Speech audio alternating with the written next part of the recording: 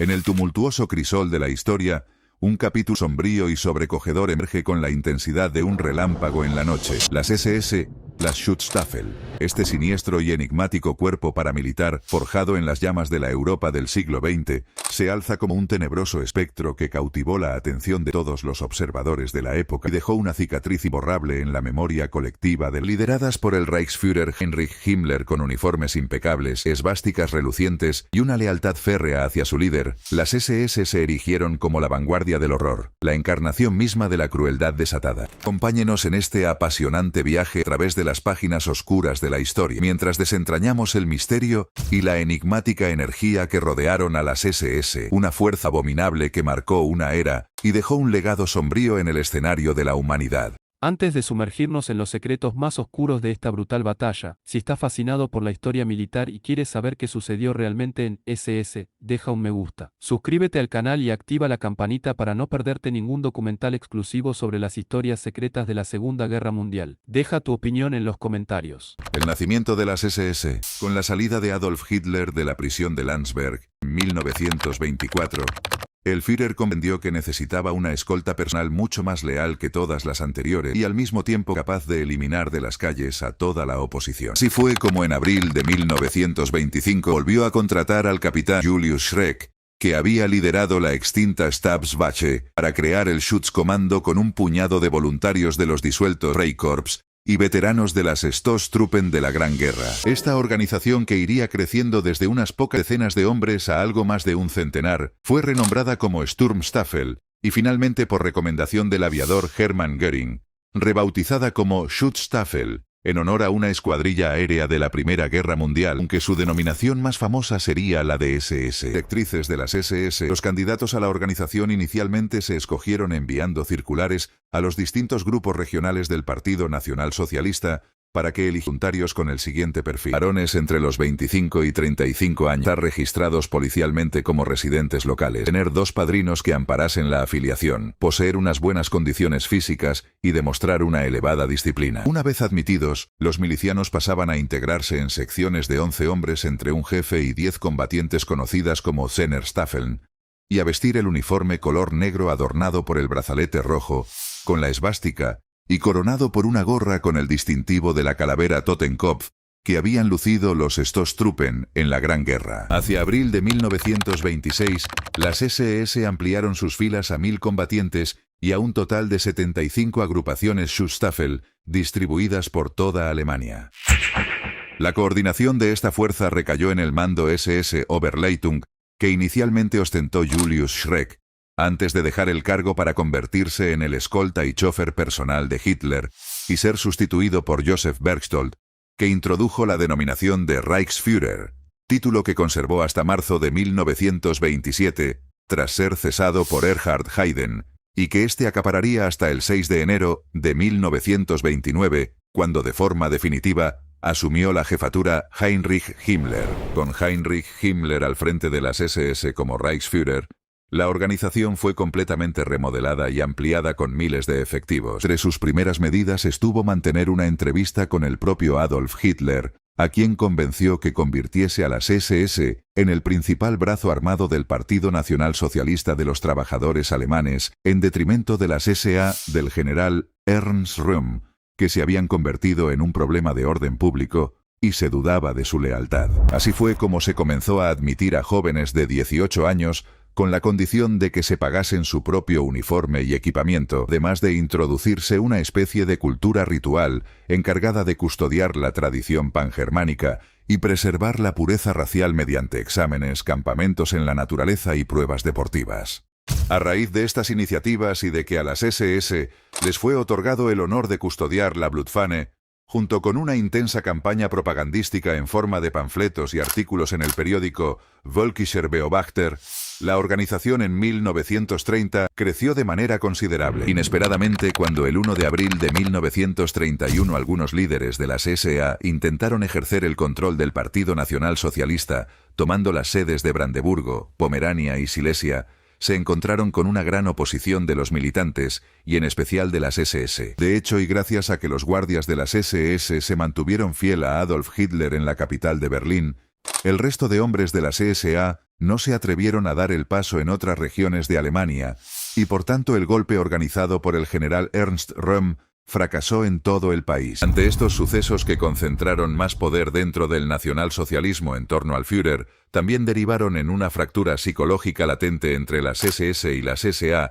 que más tarde se materializaría en una guerra entre las dos organizaciones. Según el eslogan de 1932, las SS adoptaron la siguiente frase: Die Kampfzeit war die beste Zeit, traducido al español como los mejores días de combate. Tal enunciado hacía referencia a que durante aquel año, las SS encajaron las mayores pérdidas durante la lucha urbana, porque el Frente Rojo mató a 13 miembros e hirió a más de un centenar. Sin embargo, y a pesar de las dificultades, en enero de 1933, la labor de las SS generó sus frutos porque durante la campaña electoral, el Partido Nacional Socialista apenas fue molestado gracias a la eficiente seguridad ejercida por las SS, y finalmente Adolf Hitler ganó los comicios convirtiéndose en canciller del Tercer Reich. Cuando en 1933 se produjo el incendio del Reichstag, el canciller Adolf Hitler, en calidad de Führer, redactó un decreto el 29 de febrero mediante el que se otorgaba poderes policiales tanto a las SA como a las SS, a las que además se las equipó con armamento procedente del Reichswehr. A partir de ese instante, las escuadras de las SS que se habían convertido en una nueva policía auxiliar dirigida por el Reichsführer Heinrich Himmler, iniciaron arrestos sistemáticos contra los opositores de derechas e izquierdas, apalearon a todos los que ofrecieron resistencia e incluso asesinaron de forma discreta a los elementos considerados más peligrosos, sin contar los ataques a la comunidad judía y boicots a sus comercios. De hecho, y en cuanto las cárceles y prisiones estuvieron saturadas de personas, las SS abrieron el campo de concentración de Dachau a las afueras de Múnich para albergar a los millares de prisioneros políticos, un recinto al que siguieron Sachsenhausen cerca de Berlín y Buchenwald, próximo a Weimar, los cuales pasaron a estar gestionados por las SS Totenkopfverbände. Mientras las SS y las SA desmantelaban la antigua República de Weimar, la brecha entre ambas se volvió más grande que nunca debido a sus insalvables diferencias. Las SA del general Ernst Röhm defendían la tesis de una segunda revolución nacionalsocialista mucho más radical que la primera en lo económico y lo social, y las SS de Heinrich Himmler preferían mantener el estatus vigente ordenado por el Führer para llevar a cabo el proceso revolucionario de manera más pausada, y con ello evitar una reacción de la oficialidad conservadora del ejército alemán, que veían en el nacionalsocialismo una especie de comunismo disfrazado. Precisamente durante aquellos tensos meses de rivalidad, los miembros de las SS calificaron a sus socios de las SA con el nombre de filetes, Fleischnitten, porque según ellos eran pardos por fuera y rojos por dentro. Esta evidente confrontación y también la amenaza que suponían sus 2 millones de paramilitares, que superaban 20 veces el tamaño del ejército alemán, obligó a Hitler a tomar la decisión de purgar sus filas y ganarse su entera lealtad. Inesperadamente, entre el 28 y el 30 de junio de 1934,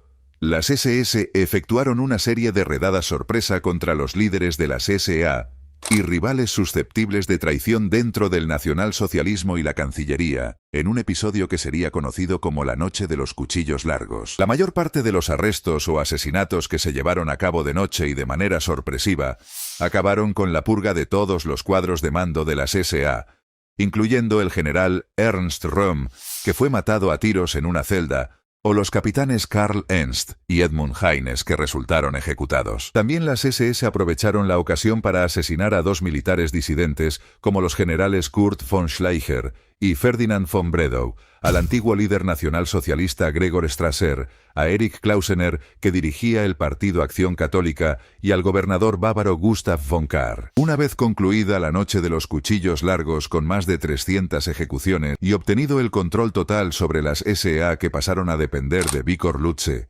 un hombre completamente leal al Führer, las SS se convirtieron en la organización más poderosa de Alemania. Oficialmente, el 20 de julio de 1934, las SS fueron rebautizadas por Adolf Hitler como las Allgemeine SS. Conformada en aquellos instantes por 200.000 hombres, las SS no solamente ostentaron la categoría de ser la nueva policía política del Tercer Reich, sino que además ejercerían el control de Europa durante la Segunda Guerra Mundial. Selección y formación de las SS. Ser miembro de las SS no fue una tarea fácil durante el período que comprendió la existencia del Tercer Reich desde sus inicios hasta su final en 1945. Tanto el proceso de selección como el de formación posterior exigieron a los candidatos una serie de conocimientos intelectuales y una preparación física rigurosa para acceder a una organización que obtuvo el estatus de cuerpo de élite. Inicialmente los antiguos Freikorps fueron el foco de los voluntarios en las nacientes SS de la República de Weimar, así como algunos veteranos de la Primera Guerra Mundial y miembros de las SA. Esta especie de élite germana conformada por la generación anterior al surgimiento del Tercer Reich cambió con la llegada al poder de Adolf Hitler, porque a partir de entonces las SS se nutrieron básicamente de policías de la gendarmería y las juventudes hitlerianas, hasta que en 1934, tras la purga de las SA, en la noche de los cuchillos largos, el caladero se centró casi en exclusiva en los jóvenes alemanes en general. Aproximadamente de cada 100 candidatos a opositar a las SS, solamente eran elegidos 10, debido a los estrictos requisitos exigidos por la organización. De hecho, nada más presentarse en las oficinas, el aspirante debía de contar con un historial limpio en los ficheros policiales, demostrar un correcto comportamiento político por parte de sus padres, no poseer enfermedades hereditarias, y tener un árbol genealógico puramente ario hasta mediados del siglo XVIII. Comprobadas estas 4 exigencias, la comisión racial compuesta por expertos en medicina y eugenesia hacían unas pruebas médicas al candidato que se realizaban de la siguiente manera. Se valoraba la forma de la cabeza, el color de los ojos, una altura que debía superar los 175 centímetros y una muy buena constitución física. Finalmente, el último examen consistía en una prueba de disciplina durante la cual se formulaban una serie de preguntas al candidato que tenía que responder con serenidad, sin ser demasiado servil, pero tampoco autoritario. Una vez concluidos todos estos exámenes, se pasaba a evaluar el aspecto físico, la pureza racial y la ideología política para definitivamente determinar su incorporación o no a las SS. Cuando un candidato a las SS era elegido, solamente obtenía el uniforme negro sin insignias porque todavía no era admitido en la organización. Mientras eso sucedía, el aspirante era instruido duramente a nivel físico e ideológico, hasta que en septiembre era nombrado cadete de las SS. Entonces se le entregaban las insignias en el uniforme y también el carnet de afiliado.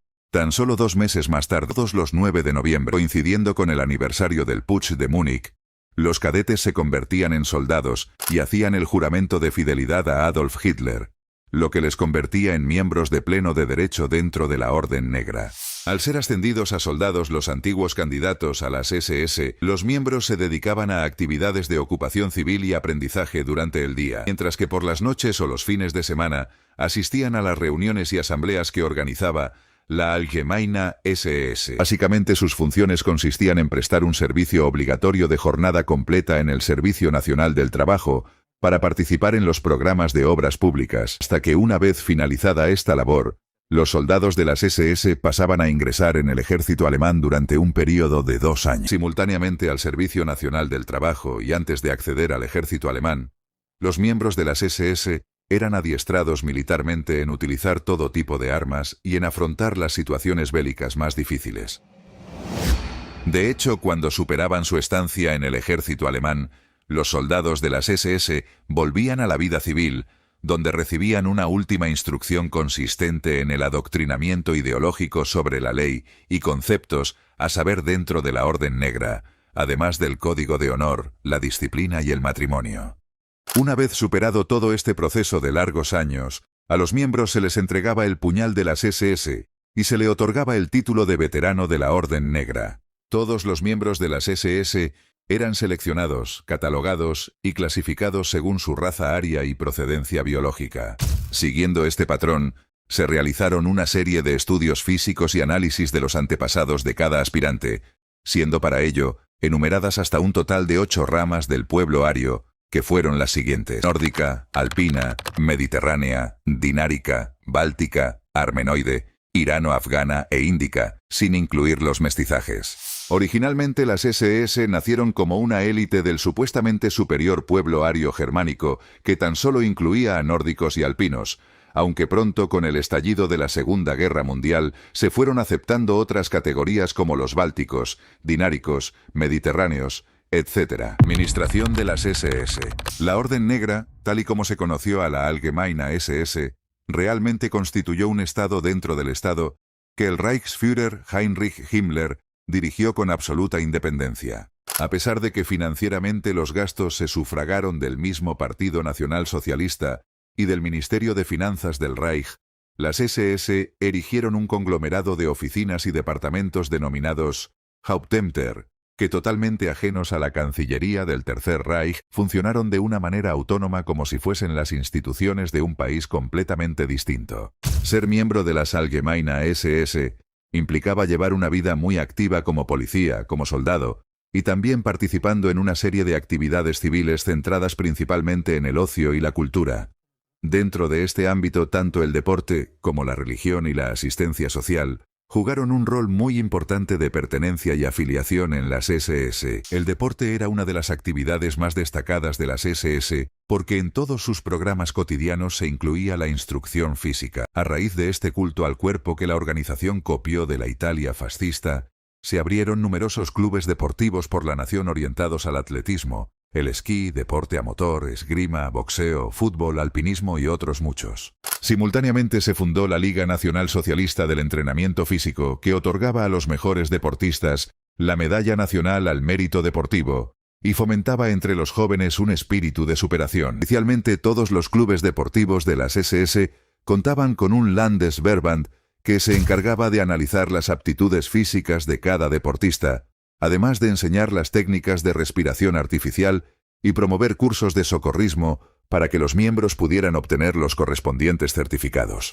A medida que esta rama deportiva fue creciendo dentro de la organización, se adoptó una vestimenta reglamentaria consistente en una camiseta de manga con tirantes que podía ser de color blanca o verde, en cuya superficie las runas de la SS se encontraban reseñadas a la altura del pecho. Al asumir la Allgemeine SS su cuota de poder dentro del Tercer Reich en 1933, la mayoría de sus miembros eran de religión católica o protestante, o simplemente se declaraban agnósticos o eran indiferentes a las cuestiones divinas. Todo eso cambió en 1934 cuando el Reichsführer Heinrich Himmler, que era un destacado anticristiano y odiaba a la Iglesia, prohibió las creencias católicas o protestantes dentro de la organización para imponer en su lugar la religión neopagana basada en las antiguas culturas germánicas e indoeuropeas. La Orden Negra reconoció a divinidades de los vikingos y los pueblos nórdicos del norte de Europa y Escandinavia, como eran Odín o Thor, además de obligar a sustituir en el lenguaje la palabra Dios por la de God. Respecto a sus miembros, todos fueron forzados a renunciar de su fe cristiana y adherirse al neopaganismo, mientras que las nuevas generaciones admitidas ya eran adoctrinadas en la nueva religión. Numerosos fueron los ritos que las SS adoptaron del paganismo nórdico, especialmente para las bodas o bautizos de sus miembros, aunque sin duda las ceremonias más llamativas fueron los solsticios. El pilar fundamental de las SS y en general del Estado Nacional Socialista fue la institución de la familia, clave para mantener la continuidad del pueblo alemán y la perpetuidad de la raza aria en el Tercer Reich. La Allgemeine SS invirtió tiempo y dedicación a defender a ultranza los conceptos de matrimonio, hijos y el hogar. La Orden de Compromiso y Matrimonio de las SS, aprobada por el Reichsführer Heinrich Himmler, el 1 de diciembre de 1931, exigía a los hombres aspirantes a casarse a cumplir una serie de requisitos, y a la esposa candidata a superar determinadas normas y pruebas específicas para contraer matrimonio. Las bodas de las SS se celebraban siguiendo los ritos pseudopaganos germánicos característicos de las diversas culturas celtas del norte de Europa. Normalmente la ceremonia se realizaba al aire libre o en edificios de las SS, adornados con runas y ramitas de abeto, presidiendo el oficio el comandante más directo del varón. Una vez, se reunían los dos cónyuges ante un altar con forma de urna en donde ardía una llama. Estos hacían un juramento de lealtad. Intercambiaban los anillos y recibían como regalo pan y la sal, el primero evocando la fecundidad y el segundo la pureza de la tierra. Oficialmente todas las parejas de las SS tenían la misión patriótica y racial de traer al mundo al menos a 4 hijos, aunque en caso de no ser posible tal cosa, Debían de adoptar huérfanos racialmente adecuados para educarlos en las doctrinas del nacionalsocialismo. Curiosamente, cuando en una pareja nacía el primogénito, el Reichsführer Heinrich Himmler regalaba a los padres una cinta y un babero de seda azul que simbolizaba el nacimiento, el matrimonio, la vida y la muerte, además de entregarles también una taza y una cuchara de plata que evocaban el alimento eterno. Los uniformes de las SS, esos atavíos de autoridad y misterio que se convirtieron en iconos de una época turbulenta, merecen una exploración más detallada. Con meticulosa atención a la estética y una dedicación a la perfección que rozaba la obsesión, estos uniformes se transformaron en emblemas inconfundibles de una organización que dejó una huella indeleble en la historia. La túnica negra de las SS, cortada con una precisión casi quirúrgica, poseía una elegancia aterradora. Su longitud llegaba hasta las botas de cuero negro pulido, lo que daba a los portadores una apariencia de autoridad que imponía respeto. La solapa plateada, meticulosamente ribeteada, añadía un toque de distinción, destacando la rigidez y la disciplina que caracterizaban a estos hombres de élite. La esvástica, emblema del Tercer Reich, se mostraba de manera prominente en el brazalete rojo sangre, un símbolo ominoso que proclamaba su compromiso absoluto con la causa. Este parche, aunque pequeño en tamaño, irradiaba una energía inquietante que señalaba su lealtad inquebrantable al régimen nacionalsocialista. No obstante, el elemento más distintivo de estos uniformes es, sin lugar a dudas, la calavera de las SS. Colocada en el cuello de la túnica, esta calavera reluciente simbolizaba la devoción hasta la muerte y la ferocidad implacable de esta organización. Con sus detalles intrincados y su diseño macabro, la calavera de las SS capturaba la esencia de un espíritu sombrío y despiadado.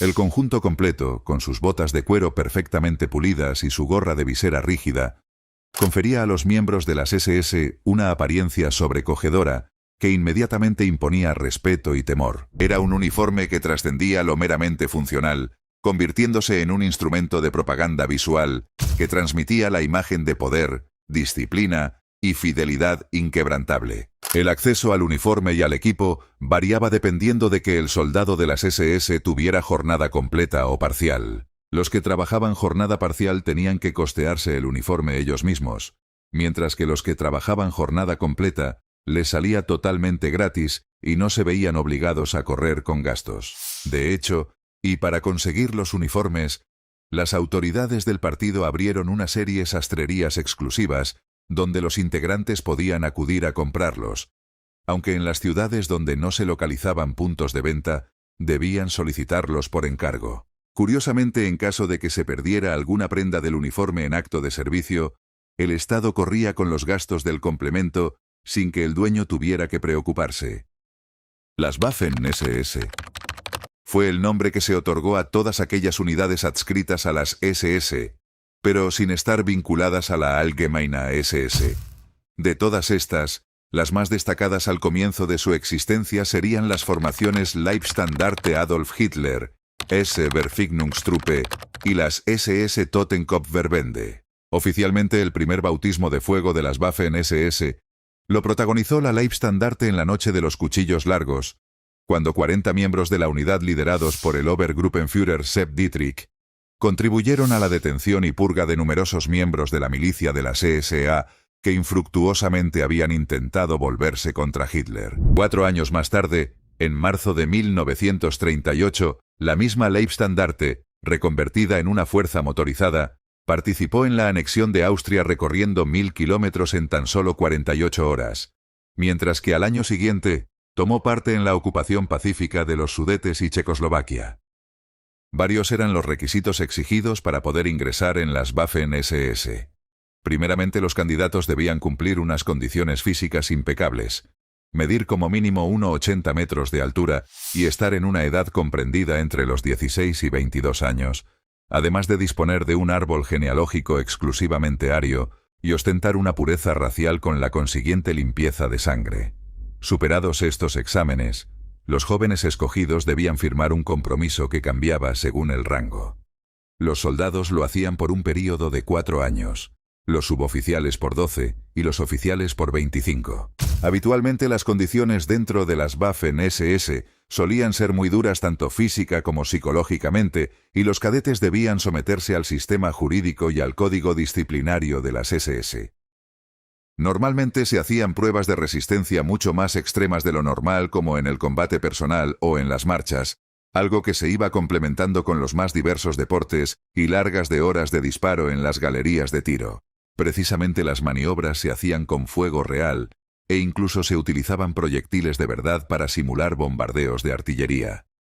Fuera del ámbito militar, los voluntarios recibían clases de adoctrinamiento ideológico y otras materias como estrategia o historia nacional que iban compaginando con la instrucción. Gracias a ello, y una vez completado el adiestramiento, los futuros miembros de las Waffen-SS salían convertidos en auténticos superhombres y en atletas muy eficaces. Lo que realmente distinguió a las Waffen-SS fue su compromiso inquebrantable con la causa nacionalsocialista y su determinación en el combate. Los voluntarios de diversas nacionalidades europeas se unieron a sus filas, compartiendo una lealtad fanática hacia el régimen alemán. Esta devoción, combinada con un entrenamiento de élite, hizo que las Waffen-SS fueran temidas por sus adversarios. Estas unidades estuvieron presentes en algunos de los momentos más cruciales de la guerra, desde el frente oriental, donde se enfrentaron a las fuerzas soviéticas en feroces batallas como la batalla de Kursk, hasta el frente occidental, donde desempeñaron un papel destacado en la batalla de las Ardenas. La selección rigurosa de voluntarios permitió a las Waffen-SS contar con soldados altamente motivados y comprometidos, dispuestos a luchar hasta el final. Su destreza táctica y su habilidad para adaptarse a las cambiantes circunstancias del campo de batalla les valieron una reputación legendaria. Las Waffen-SS se beneficiaron de un acceso preferencial a los mejores armamentos y equipos disponibles en el ejército alemán durante la Segunda Guerra Mundial. Como una fuerza de élite, se les proporcionaban armas de vanguardia y tecnología militar de alta calidad. Esta preferencia se tradujo en un suministro constante de armas de fuego avanzadas, como rifles de asalto, ametralladoras y armas pesadas. Además, tenían acceso a equipos de comunicación de última generación, lo que les permitía coordinar tácticas de manera más efectiva en el campo de batalla. La calidad de su equipo también se reflejaba en su vestimenta y uniformes. Las Waffen-SS llevaban uniformes distintivos y bien confeccionados que no solo los identificaban como parte de una fuerza élite, sino que también les proporcionaban un cierto grado de protección en el campo de batalla. Entre los generales más destacados de las Fuerzas Armadas de las SS se destacan Paul Hauser. Hauser comandó la famosa División Das Reich, que participó en numerosas batallas, incluida la batalla de Kursk y la batalla de Normandía. Posteriormente, se convirtió en uno de los líderes más destacados de las Waffen-SS, ascendiendo al rango de Oberstgruppenführer y Generaloberst de las Waffen-SS. Felix Steiner. Steiner lideró la división Viking, que estaba formada por voluntarios extranjeros, en su mayoría escandinavos. Esta división se distinguió en el frente oriental. Steiner también desempeñó un papel importante en la batalla de Berlín, y llegó al rango de Obergruppenführer y general de las Waffen-SS. Sepp Dietrich. Dietrich comandó la división Leibstandarte, una de las divisiones más antiguas y prestigiosas de las Waffen-SS. Participaron en la invasión de Polonia y en muchas otras batallas a lo largo de la guerra. Dietrich llegó al rango de Oberstgruppenführer und Generaloberst der Waffen-SS. Kurt Meyer. Meyer lideró la división Hitlerjugend, compuesta en su mayoría por jóvenes voluntarios fanatizados. La división se distinguió en la batalla de Normandía y otros combates en el frente occidental. Meyer alcanzó el rango de Obergruppenführer und General der Waffen-SS. Joachim Peiper. Peiper fue un comandante destacado de la división Leibstandarte y posteriormente lideró la unidad Kampfgruppe Peiper durante la batalla de las Ardenas. Peiper se convirtió en un símbolo de la ferocidad de la élite germana en el combate. En total, se estima que las Waffen-SS llegaron a contar con alrededor de 900.000 a 950.000 voluntarios durante su existencia. En cuanto al número de divisiones de las Waffen-SS, se formaron un total de 38 divisiones a lo largo de la guerra. La primera Panzerdivision Leibstandarte Adolf Hitler fue una destacada unidad de élite de las SS. Inicialmente, se formó como una fuerza de seguridad armada destinada a proteger al líder germano. Fue la primera en ser creada. El 17 de marzo de 1933, cuando Hitler estableció la Stabswache, una guardia personal y armada organizada en unidades. Una de estas unidades era el Sonderkommando Berlin, o Comando Especial para Berlín, dirigido por Joseph Dietrich, con una dotación inicial de 120 hombres cuidadosamente seleccionados. La misión de esta división no se limitaba a la protección de Hitler. También llevaba a cabo misiones clave.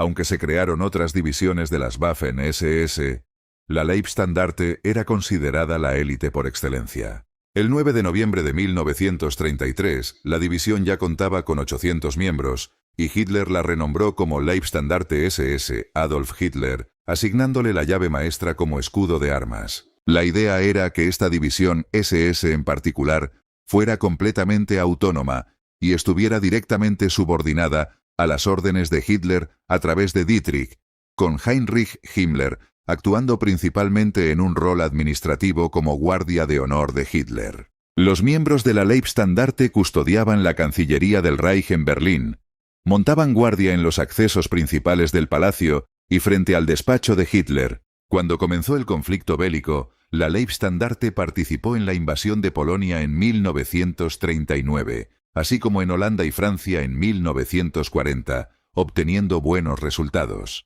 En la invasión de la Unión Soviética en 1941, la Leibstandarte se unió a la Quinta División Panzer Viking como parte del Grupo de Ejércitos Sur, bajo el mando de von Rundstedt, avanzando hacia el Mar Negro. Su valentía y audacia fueron elogiadas por la Wehrmacht. Destacó especialmente en la recuperación de Yarkov y en la ofensiva de Kursk, aunque sufrió importantes pérdidas de acorazados y carros de combate. Para 1944, la Leibstandarte había perdido más de 70.000 soldados. Posteriormente, participó en la defensa de Normandía tras el desembarco aliado el 6 de junio del 44, a pesar de estar muy diezmada, logrando notables hazañas militares. En ese momento la Leibstandarte se integró en el 6º Ejército Panzer bajo el mando del general Joseph Dietrich. La segunda división Panzer das Reich, también conocida como Das Reich, desempeñó un papel destacado durante la Segunda Guerra Mundial. Participó en la invasión de Polonia y fue una parte fundamental en la Batalla de Francia en 1940, incluida la toma de Rotterdam. Además, se encargó de eliminar pequeños focos de resistencia aliada detrás de las líneas alemanas. Posteriormente, fue trasladada al sur para contribuir al avance alemán hacia París. Durante la Batalla de Inglaterra, Das Reich permaneció en Francia preparándose para la Operación León Marino. La tercera división Totenkopf fue una de las 38 divisiones de las Waffen-SS. Antes de adquirir su estatus de división, esta formación era conocida como el Grupo de Combate Eicke, nombrado en honor a su comandante, Theodor Eicke. La división es especialmente reconocida por su icónica insignia y el hecho de que la mayoría de sus soldados alistados originalmente formaban parte de las SS Totenkopf-Verbände, unidades encargadas de la custodia de campos de concentración. A diferencia de otras unidades de combate de las SS, esta división era considerada de origen germánico, y en su inicio se le asignaban tareas de vigilancia y guardia en campos de concentración. Esto las consideraba de calidad inferior en comparación con otras unidades de combate de las SS. La cuarta división SS Polizei fue una unidad de las Waffen-SS que reclutó principalmente a sus tropas de la Ordnungspolizei, la Policía Civil Uniformada, y de reservistas de la Allgemeine SS. A diferencia de otras divisiones de las Waffen-SS, esta división tenía un entrenamiento deficiente y un equipo de menor calidad. La quinta división Panzer Viking fue formada en 1940 con voluntarios extranjeros, en su mayoría escandinavos, pero también de otros países europeos. Inicialmente, se denominó Germania, pero en enero de 1941 cambió su nombre a Viking debido al éxito de las divisiones Leibstandarte, Das Reich y SS Totenkopf. Durante la campaña en Polonia, se reconoció la creciente afluencia de voluntarios extranjeros, especialmente de Dinamarca, Holanda y Noruega. Por lo tanto, se tomó la decisión de crear una unidad específica para estos voluntarios. La división, que inicialmente se planeaba que se llamara Quinta División Nórdica, se formó con numerosos voluntarios nórdicos mezclados con veteranos de las SS de origen germánico. La Sexta División de Montaña North fue una unidad de tropas de montaña que participó en la Segunda Guerra Mundial, especialmente en el Frente Oriental. La unidad fue formada en septiembre de 1941 a partir de un núcleo compuesto por miembros del Kampfgruppe Nord, que estuvo presente en Noruega hasta finales de febrero del año siguiente. La mayoría de sus miembros provenían de la división Totenkopf. En la segunda mitad de 1944, la división participó en la Guerra de Laponia contra Finlandia, después de que este país escandinavo firmara un armisticio con la Unión Soviética. La división actuó en la retaguardia de las fuerzas alemanas entre septiembre y noviembre de 1944, realizando una marcha de casi 1.600 kilómetros hasta la parte meridional de Noruega. La séptima división de montaña Prinz Eugen se estableció en marzo del 42 y estaba compuesta inicialmente por voluntarios de origen étnico alemán, procedentes de los Balcanes, en particular de Serbia y Croacia, así como en menor medida de Rumanía. Esta división fue nombrada en honor al príncipe Eugenio de Saboya. En 1942, la división fue desplegada en el área de Zagreb-Karlovac y participó en la Operación Blanco junto a otras unidades alemanas. El objetivo de esta operación era la destrucción de las fuerzas partisanas lideradas por Josip Broz, más conocido como Tito. La 12ª División Panzer Hitlerjugend se creó el 10 de febrero de 1943. La mayoría de sus soldados habían sido miembros de las juventudes hitlerianas y tenían una edad promedio de 13 a 20 años.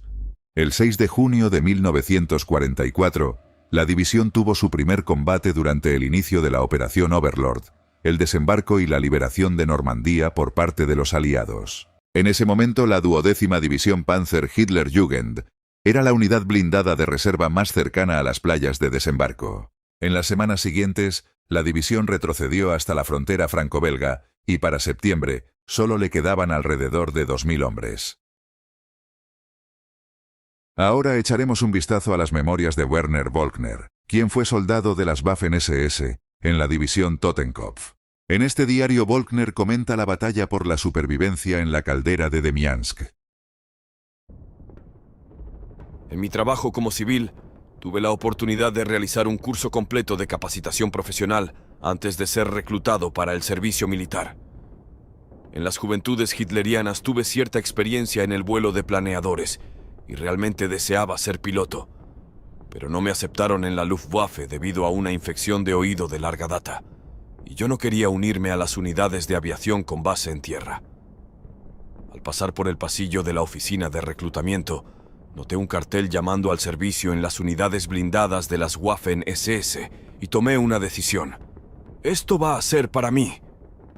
Nuestro entrenamiento fue duro, pero no tan largo para mí, ya que ya había completado mi entrenamiento militar previo al ejército.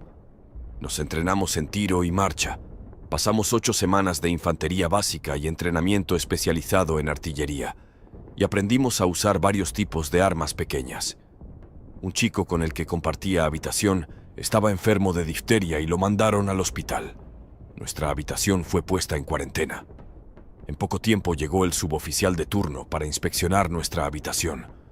El desorden en nuestra habitación era horrible. El oficial se enfureció y decidió echar a todos al recinto militar, pero por la cuarentena fue imposible. Enfurecido, agarró todas las cosas de nuestros casilleros y las tiró por la ventana, cascos y todo lo demás, gritando que nos iba a enseñar a mantener la habitación ordenada. Naturalmente se olvidó de la cuarentena. No había forma de que saliéramos del cuartel, por lo que tuvo que irse solo y encontrar a alguien que recogiera nuestras cosas. Había un método favorito de uno de nuestros instructores para mantenernos ocupados. Siempre ocurría en medio de la noche. El escuadrón, el pelotón o incluso toda la compañía tenía que alinearse primero, y luego llegó la orden. Regresen en 3 minutos con sus uniformes deportivos. A los primeros 3 que regresaran, se les permitiría volver a dormir, y a los demás se les ordenaría regresar en 6 minutos con uniformes de gala. Y de nuevo, a los 3 primeros de los que regresaran se les permitiría volver al cuartel. Algunos de nosotros tratamos de hacer trampa y no nos quitamos completamente el uniforme, sino que simplemente pusimos el uniforme de campo justo sobre la ropa deportiva. Sin embargo, Todos los que llegaron a los primeros 3 fueron inspeccionados minuciosamente. El dolor fue para aquellos que fueron tomados de la mano. Como teníamos 5 o 6 tipos de uniformes, uniformes de campo, uniformes de alta, uniformes de desfile, etc. Estos ejercicios pueden haber continuado toda la noche. Por supuesto, esto inculcó el espíritu de competencia, nos hizo más fuertes, nos preparó para tratar de no dejar que el instructor tuviera la oportunidad de doblegarnos, por lo que fue una actividad de entrenamiento útil después de todo. En la tetera de Demiansk. En la mañana del 26 de diciembre de 1942, se nos informó que los rusos habían roto nuestra línea de defensa y atacado las líneas de suministro. Nos ordenaron arreglar la situación, pero cuando llegamos al sitio, era obvio que los Iván ya habían estado aquí. Los camiones quedaron atrás, sus cosas esparcidas por todo el lugar. Fue un caos total. Los conductores de camiones fueron sacados a rastras de sus cabinas, y luego los rusos los mataron a golpes con las culatas de sus rifles o les cortaron la garganta y les clavaron bayonetas.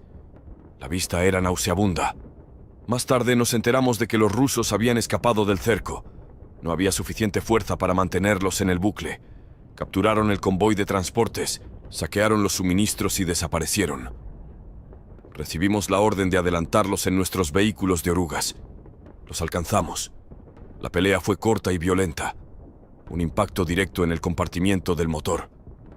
Al perder nuestra velocidad, al no poder maniobrar, nos convertimos en un objetivo inmóvil. El primer número de nuestra pistola. La tripulación recibió un disparo en la cabeza. El artillero resultó herido en el brazo, y luego nuestro sargento recibió una lluvia de metralla. Lo único que podía hacer era salir del vehículo y ser rápido.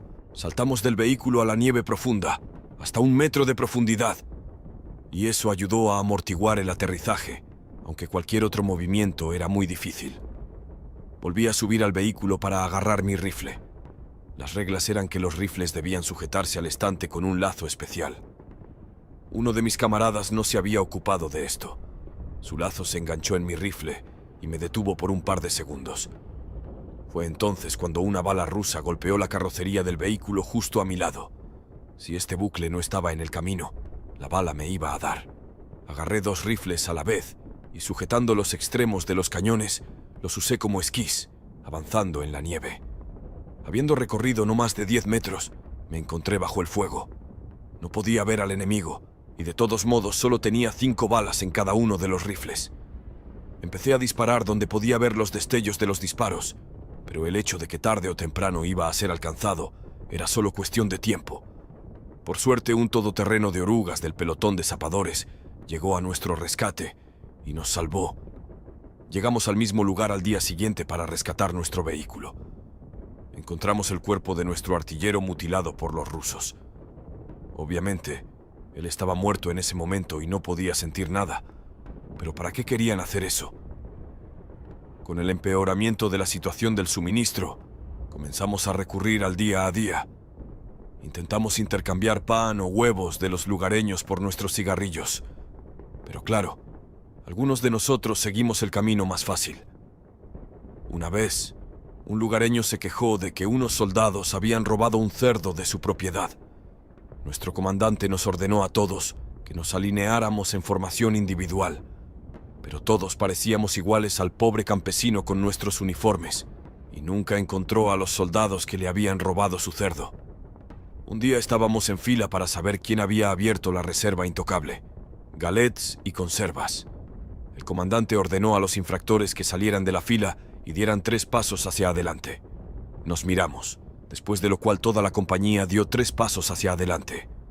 Normalmente, esto significaría 3 días de arresto, pero era, por supuesto, imposible arrestar a toda la compañía. Sin embargo, para castigarnos nos dieron órdenes de cavar trincheras profundas para mantener nuestros vehículos todoterreno ocultos de la metralla. Puedo decirte, una trinchera para esconder un vehículo todoterreno de 8 toneladas es bastante grande. Luego nos ordenaron cavar trincheras para nosotros mismos. Obviamente fue un castigo, pero después tuvimos un lugar donde escondernos. Me llamaron a los aposentos del comandante cuando cesó la lucha en la tetera. Yo no había sido culpable de ningún delito, y ya estábamos castigados por la reserva intocable abierta. Cuando llegué al comandante me preguntó: «Volkner, ¿cuándo fue tu último permiso?».